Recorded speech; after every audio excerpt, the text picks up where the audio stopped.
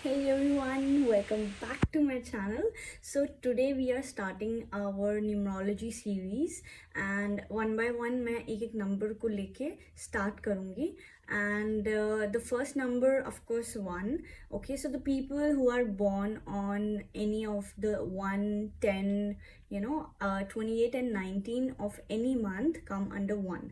How? Let me tell you. So the people who are born on number 10th of any month, so हम उसको add up करते हैं 1 plus 0 is equal to 1. Yes, so the people who are born on 19th of any month, तो 1 plus 9 is equal to 10. 10 को हम फिर decrease करेंगे 1 plus 0 is equal to 1. Yes, the people who are born on 28th of any month, so 2 plus 8 is equal to 10. Yeah, so हम 10 को फिर decrease करेंगे 1 plus 0 is equal to 1. Yes, so the people who are born on 1 basically are ruled by the planet sun, which is a fiery planet.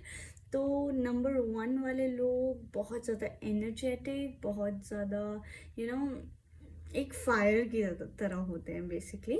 So they are very hard working, they are very good by heart.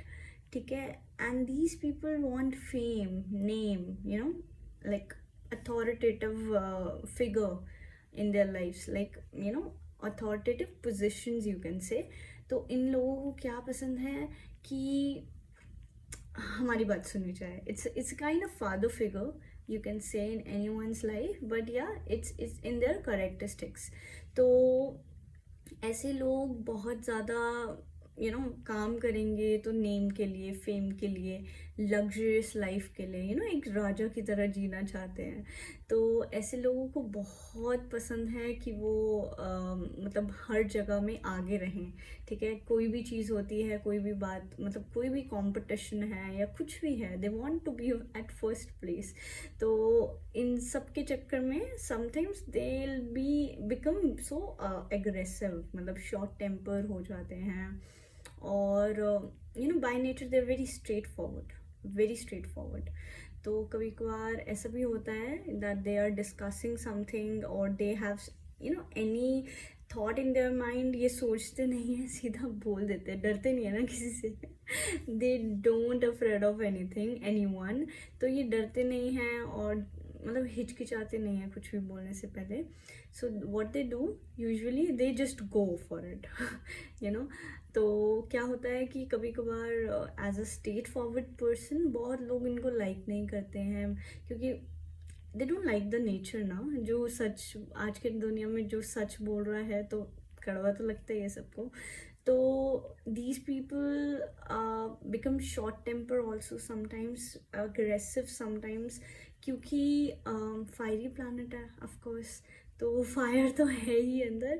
तो sometimes ये क्या करते हैं, गुस्से गुस्से में बहुत चीज़ें ऐसी भी बोल जाते हैं जो सामने वाले को बहुत ज़्यादा बुरी लग जाती है और जिसकी वजह से इनके रिश्ते ख़राब होते हैं. तो you have to make sure कि आपको अपने एंगर इश्यूज़ पे बहुत ध्यान रखना है. ठीक है.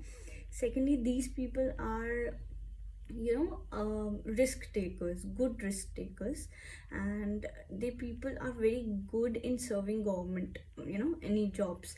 मतलब जो सन है it's completely related to government directly. तो आप अगर ऐसा कोई भी प्रोफेशन चुनते हैं लाइक पॉलिटिक्स, जिसमें आपको डायरेक्ट गवर्नमेंट को सर्व करना है, if you are helping government directly और indirectly, so it will really help you out. और any of the profession where you are at authoritative position of course, क्योंकि you people want authority, right? You people want leadership because you are very good in leadership. You're a born leader. In short, you have all the qualities inside you जिसमें आप एक बहुत अच्छे leader, as a leader perform कर सकते हैं. So what in any of the jobs you want कि आप एक लीडरशिप क्वालिटी सर्व करें, कोई भी गवर्नमेंट सर्व करें, कुछ भी ऐसा जिसमें आपका डोमिनेशन हो, because you people want to be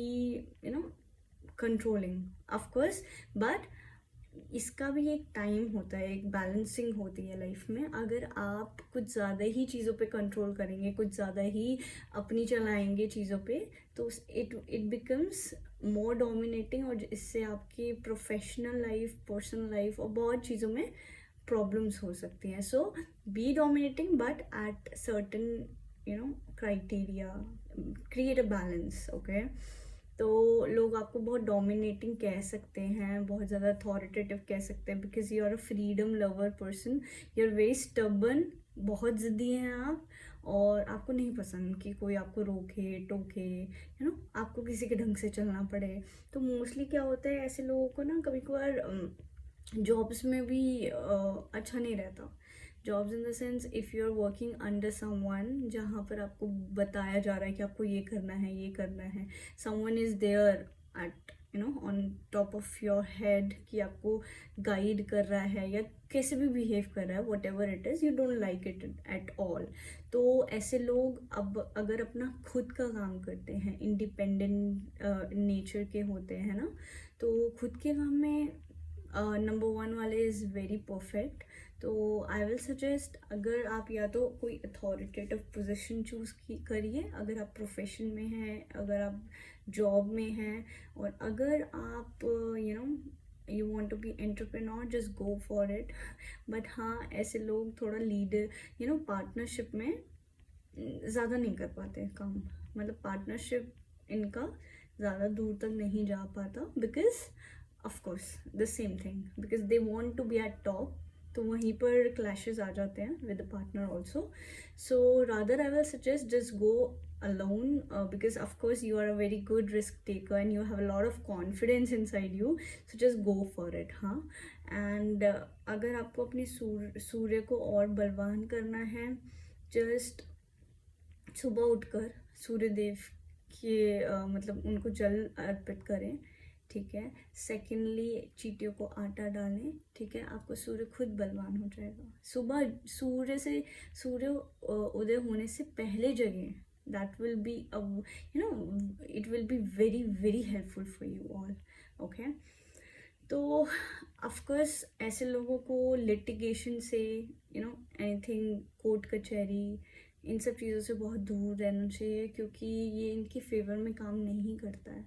okay, तो आपको आर्ग्यूमेंट्स में, चीज़ों में थोड़ा दूर रहना चाहिए. ओके, बाकी it's a very good number, it's a very very positive planet to go with. तो आपको बस अपने ऊपर ध्यान देना है, थोड़ा डोमिनेशन को कम करना है, एग्रेशन को कम करना है. बाकी you are a perfect by heart.